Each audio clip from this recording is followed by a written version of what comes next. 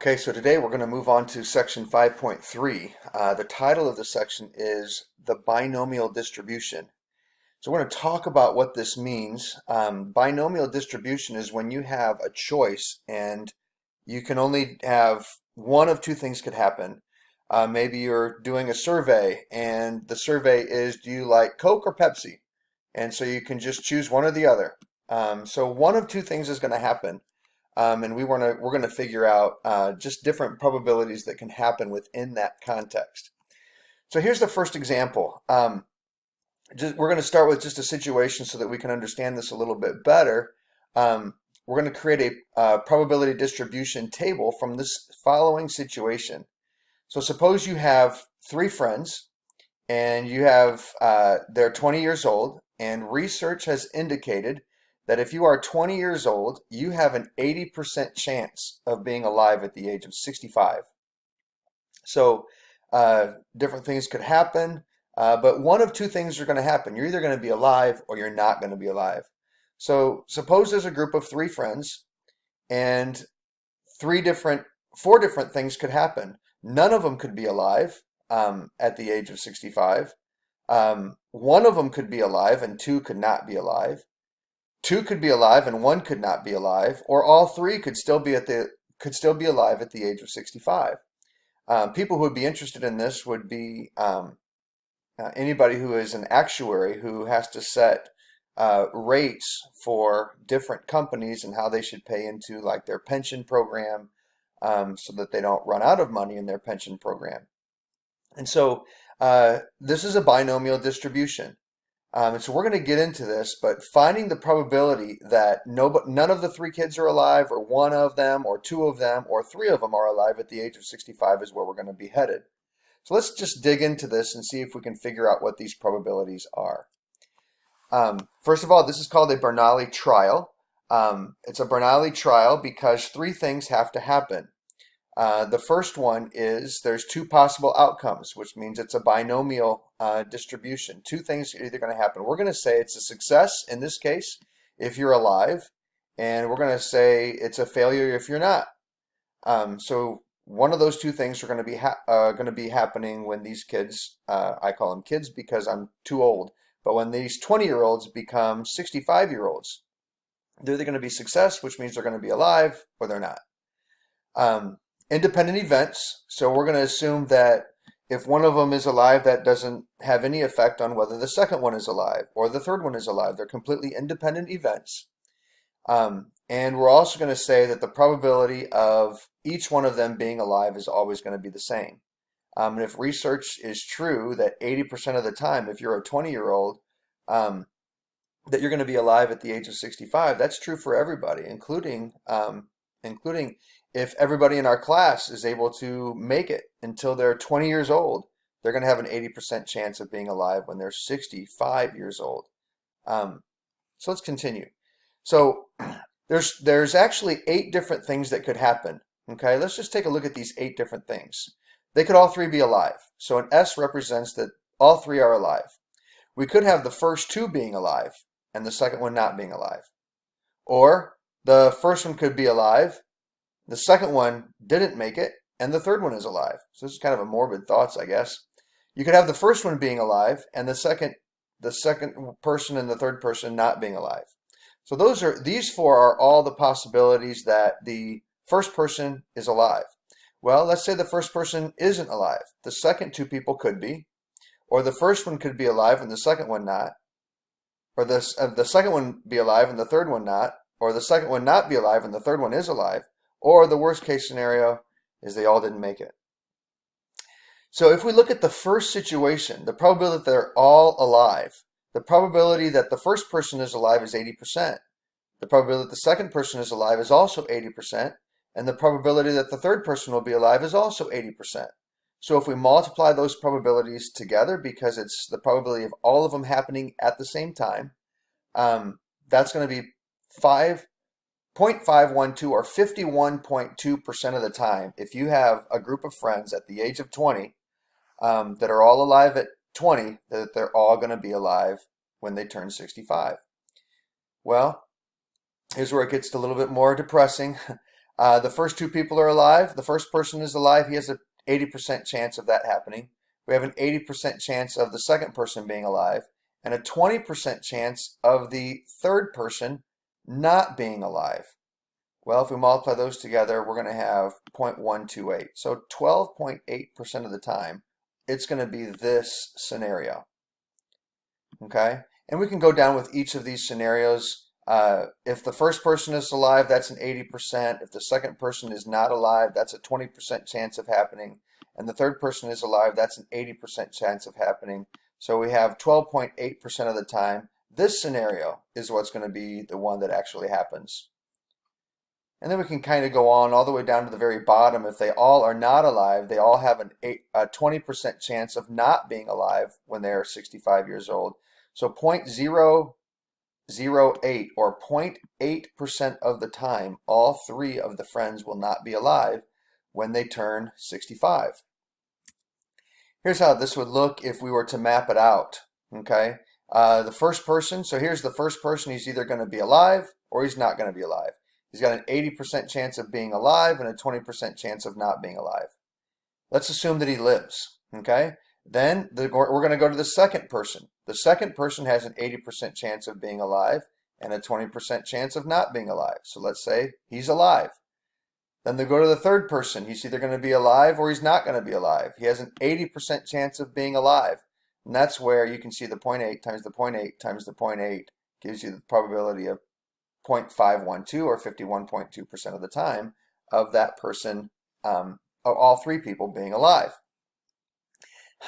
Let's continue. So we could actually figure this out and come up with these probabilities because I know this is going to be 0.08. Let me back up here real quickly. It's 0.08 because if none of them make it, that's 8% of the time, or 0.8% of the time. So it's not going to happen very often. Okay. The second blank that we want to find out is 0.096. Well, how did we get the 0.096? Well, let me go back all the way to the table.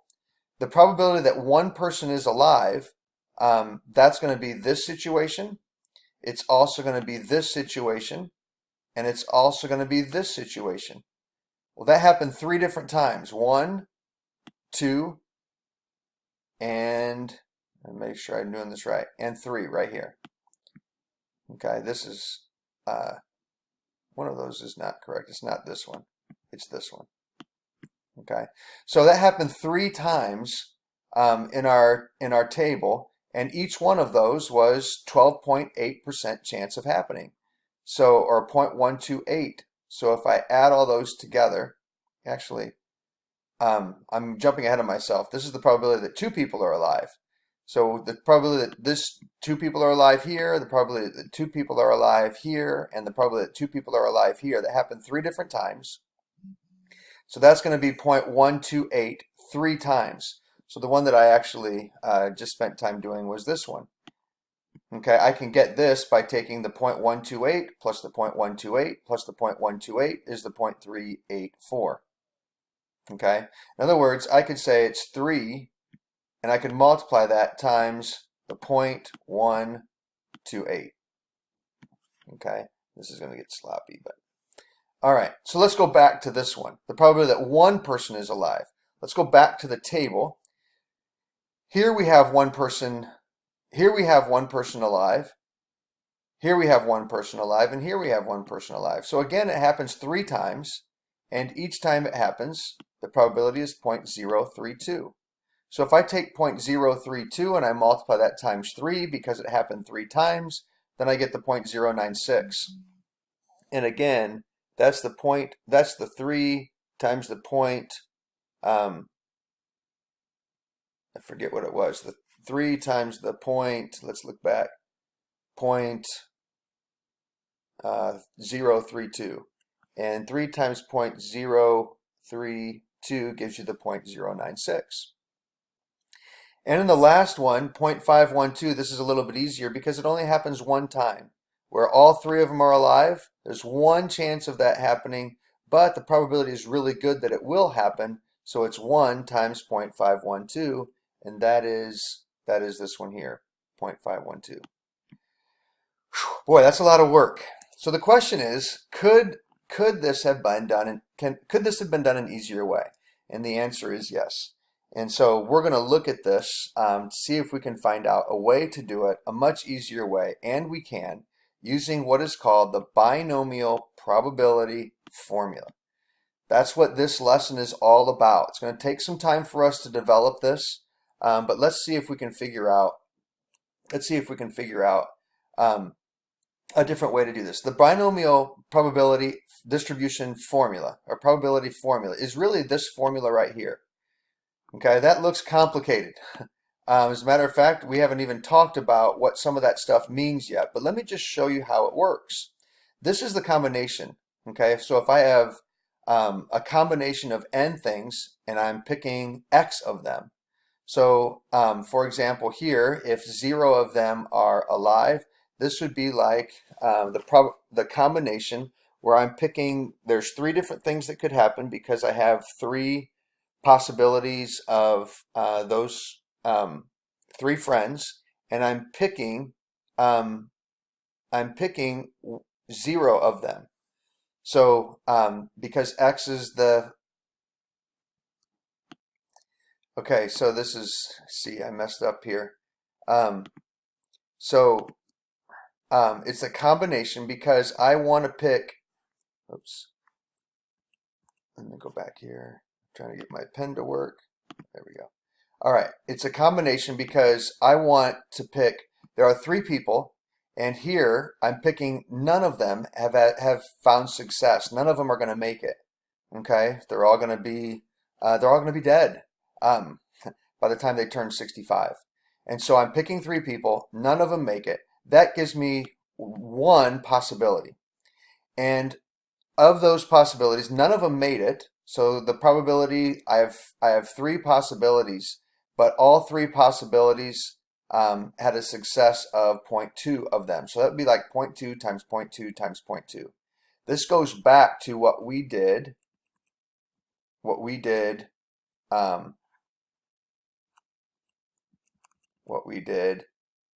here. 0.2 times 0.2 times 0.2 is 0.8. Okay, and so and that happens 1 time. And so this number is going to tell us how many times it happens, and this is going to give us the probability. So let's find the second one. By the way, that gives us the 0.008.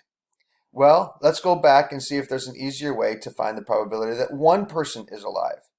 Well, this happened 3 times. Okay, so there were 3 chances for this to happen, and you can see the 3 chances are, I think I did it here. The 3 chances, this is where I messed up, are here because it happened, the probability that 1 person is alive, it happened here, and it happened here, and it happened here. Well, an easy way to get that there are 3 people is to use a combination. And so this combination is going to be that I'm going to have 3. It's going to be a combination, and I'm picking 1 of them is alive. If I do a 3 combination with 1, I'm going to get 3. And so of those 3, I'm going to have 3 different scenarios. Okay, each time I'm going to have a 0.8 times a 0.2 and a 0.2. And this goes back to what we were doing here. Each of those has a 0.8, a 0.2, and a 0.2. Okay, now they're in different orders, but when we multiply, it doesn't matter what order they're in. So I can figure out what those probabilities are just by taking 3, a combination, picking 1, and 0.8 to the first and 0.2 to the second. Notice as these exponents go up, these exponents are going to be going down. So then the third one is going to be where 2 people are alive. So this represents a combination. So I'm picking from 3 people, and I'm picking a total of 2 of them that are alive this time. So that's 3 choices. That's 3 times it happens. And each time it happens, I have a 0.8 times a 0.8. That happens twice, times a 0.2, which happens once. And then the final situation is where I'm picking 3 people, and all 3 of them are alive. So it's 3 combination picking 3, which is 1. And it's 0.8 times 0.8 times 0.8, which gives me the total which we had before, which I think was 0.51 or 50, it was 51 point something % of the time. That's how we use the formula. Boy, the formula looks complicated, but it's not that difficult if you just remember the process. But this is what it says. This is a combination. This tells me how many of them are happening. This is the success to the given power, okay, to the x power. And this is the failing, the probability that we're not going to be a success the rest of the time. So these always add up to 3. Okay, 1 and 2 add up to 3, 2 and 1 add up to 3, 3 and 0 add up to 3. Let's just take a look and see, let's just talk a little bit more about this formula. Here's what the formula is, okay? Looks complicated. This part tells you how many times it shows up. This tells you the probability that it's a success given how many times it shows up. And this is the probability that it's a failure given the rest of the time. And so this just says that this notation is the same thing as the combinations. So when we see this notation in the formula, we're going to use our combinations button on our calculator. And we can go through these steps. So here are some of the things that we need to know in order to use the binomial probability formula. We need to know the number of trials. Okay, so in the case that we just did, there were 3 trials because there were 3 friends. So if I had 5 friends, then my number of trials would be 5. We need to know that there are 2 outcomes, a success or a failure. So in our situation, it is either people were either alive or they weren't alive. The trials need to be independent of each other. So the fact that one person is living does not affect whether or not the second person is alive or not. And then the probability of being alive or not being alive needs to remain consistent with each person. Okay? And then we can go through these steps using the formula, but I would encourage you maybe not to memorize the formula, but more the process. Here's what our distribution looked like in our problem. We didn't have the probability that all 3 people would be alive. That was the 51%. Most of the time, that's what's going to happen. But then some of the time, two of the 3 friends are going to alive. It can happen 3 different ways, but the total probability, I think, was 0.348 or something like that, 38, something like that. Probability that one person is alive, and the probability that none of them would be alive. Notice how it's skewed. It's really skewed to the left here. Okay? Skewed to the left. It's being pulled to the left. So these probability distributions are going to be skewed based on the actual probability. So all of these probabilities are based on 6 people. So if we did 6 friends, and let's say you had a 50-50 chance of being alive or not being alive, it would be a symmetrical proportion or a symmetrical distribution like this one is. But if you had a 75% chance of being alive, it's going to be skewed a little bit to the left. In other words, it's going to be bunched to the right. There's going to be a better chance of those people being alive.